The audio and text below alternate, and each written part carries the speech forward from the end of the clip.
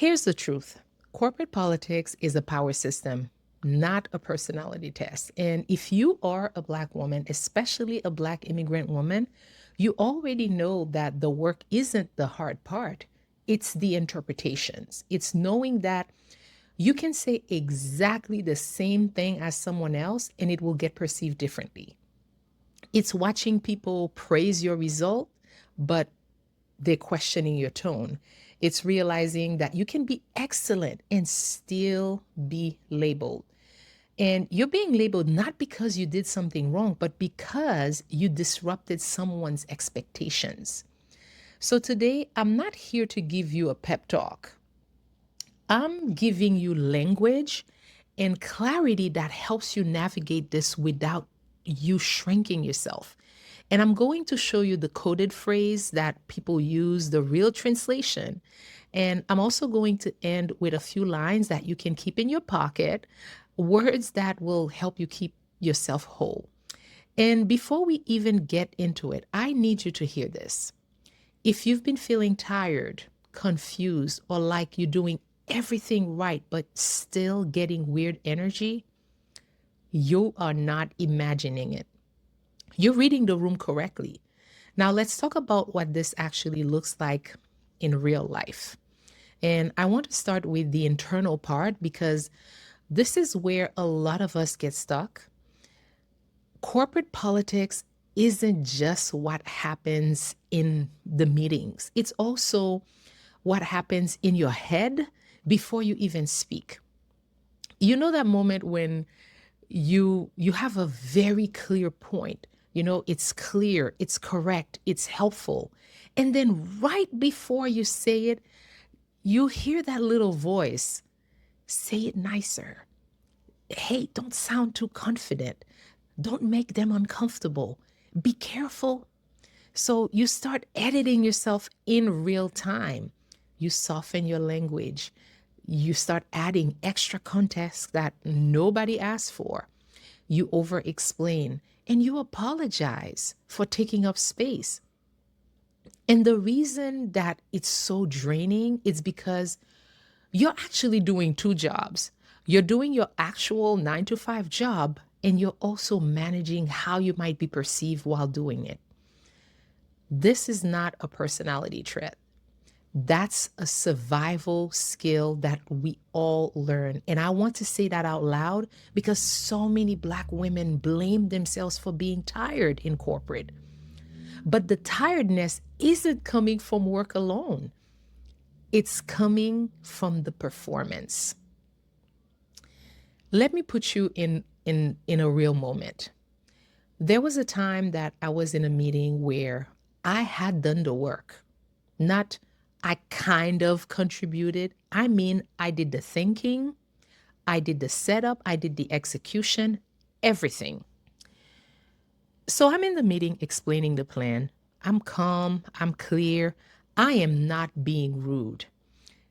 I'm just speaking like someone who knows what she's talking about. And then someone interrupts me mid sentence, and that person restates what I just said in different words. And suddenly everyone nods like it's brand new information that that person just gave. And I remember sitting there thinking, did I just get erased in real time? Because this is the part that people don't understand unless they lived it. It's not just that your idea got repeated, it's the fact that the room decided that the idea sounded more legitimate when it came from them. And in that moment, I felt the split, and one side of me wanted to correct it immediately, but the other side of me was doing the politics math. If I correct it, I am going to be labeled as difficult. I'm going to be labeled as defensive. I'm going to be labeled as I am not a team player. So I did what a lot of us do at first. I swallowed it. I told myself, you know what? It's fine. I told myself, keep working, Webley. I told myself, they'll eventually see you. But here's what I learned. Corporate politics eventually is very expensive because if you do not name your contribution in the room, somebody else will take it. And that's when I stopped treating these moments as something random. And I started seeing a pattern. And here's the pattern that I've seen over and over. Corporate politics for Black women is rarely blatant. It's subtle, it's coded, it's extremely inconsistent because one day you're so helpful, the next day you're doing too much. One day you're a leader, the next day you need to work on your tone. One day you're so passionate, the next day you're too intense.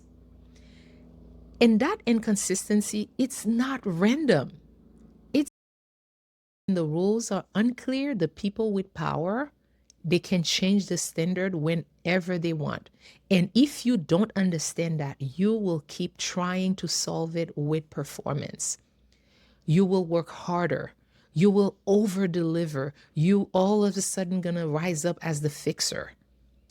You will be the one holding everything together. But corporate politics doesn't always reward the person that's doing the most work. You know that.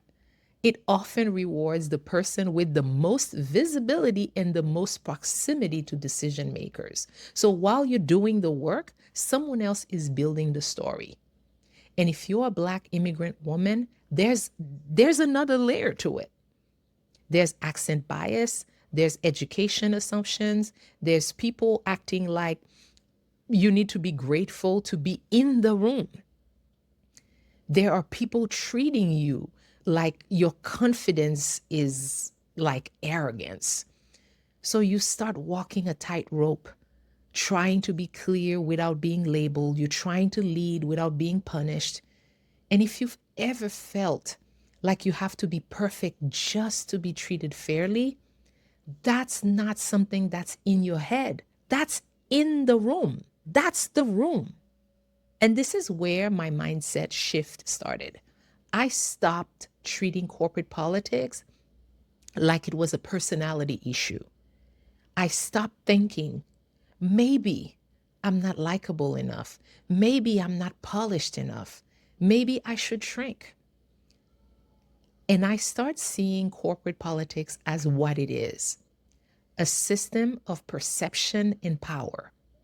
Meaning, sometimes you are not being evaluated on your work. You're being evaluated on what your presence makes people feel.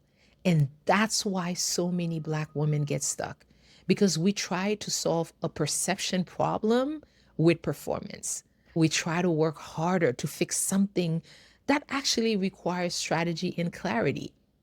Once I understood that, I stopped negotiating my voice. Not because I wanted conflict, but because I wanted freedom. Because I did not cross all the obstacles in my life, personally, professionally, culturally, financially, just to shrink in rooms that I earned my way into. So the new goal became this: not how do I make them comfortable, but how do I stay whole while I build? That's the shift. Now let's make this plain. Here are some coded phrases that people say to Black women, especially Black immigrant women, and what they often mean. And I'm not saying that every time these phrases are used, that it's racism. What I'm saying is, when you hear these phrases repeatedly in rooms where your work is strong, it's usually not random. They would say, you're intimidating. Translation, your confidence makes me uncomfortable. I want you smaller. You're aggressive. Translation, you said something clearly, and I don't like being challenged. You're not a culture fit. Translation, you don't mirror us. You won't play the unspoken rules. You need to work on your communication skills. Translation: I want you to speak in a way that feels familiar to me, even if you're already being clear. You should be more collaborative. Translation: stop leading. Start asking. Not strategic enough. Translation: you're doing work we benefit from, but we're not giving you influence. You're doing great, but. Translation: we're about to move the goalposts. We need you to take feedback better. Translation: we want you to accept unfairness quietly. You're too passionate. Translation: your emotions makes us uncomfortable, but we love emotion when it comes from other people. Let's circle back. Translation: we're delaying you, not deciding with you. If you are hearing those messages and you've been blaming yourself, I want you to pause, because you might not be bad at corporate. You might just be navigating a system that was never designed with you in mind. And that doesn't mean that you cannot win. It means that you need language, you need clarity, and you need to stop shrinking yourself. So here's what I want you to land with this. Because corporate politics will try to make you believe that the problem is your personality, that you're too much, you're too direct, you're too confident, you're too visible. But the truth is that a lot of what gets labeled as a you problem is really a power problem. And once you stop internalizing it, you stop shrinking yourself. And then you start moving like someone who belongs in the room, because you do. You do. And I don't want this video to turn into a checklist. I want this video to leave you with something that you can feel in your body. So I'm going to give you 3 lines. And this is not a how to survive corporate. It's 3 lines to claim your power, 3 lines to keep you whole, 3 lines to protect your position without losing yourself. Number 1, when someone repeats what you said like it's brand new, you don't have to fight them. You can calmly reclaim it by saying, exactly. Building on what I shared earlier, the key piece is blah, blah, blah. You're not emotional, you're not aggressive, you're just clear. That line, it reminds the room that I'm here, I'm contributing, and I'm not invisible. Number 2, when people try to dump everything on you like your time is unlimited, you don't have to over explain. You can stay in leadership energy by saying, you know what, I can do X or Y this week. Which one is more important? That one sentence, it teaches people how to prioritize around you. It's not a no, it's power. And number 3, when the expectations are vague or when the rules keep changing, do not guess. Ask the question that will force them to give you clarity. Like, can you clarify how success is measured here and who decides? Because when you know the measurement and you know the decision maker, you stop performing for everyone else. And then you start moving with intention.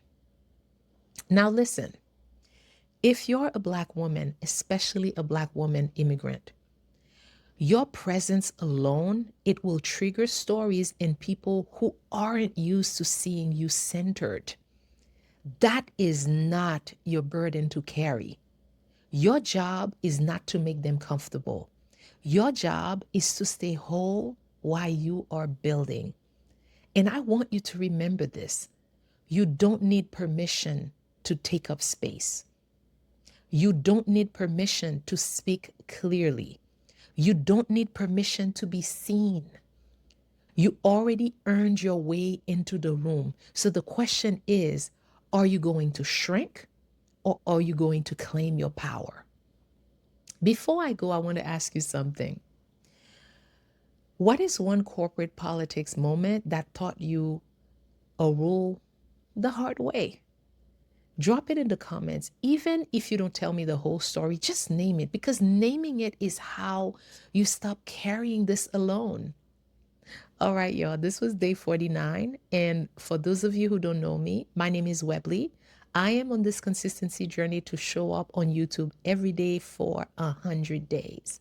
If this is your first time meeting me, thank you for joining. And remember to subscribe, because I will be back tomorrow for day 50, y'all. Halfway there. I'll see you tomorrow. Bye.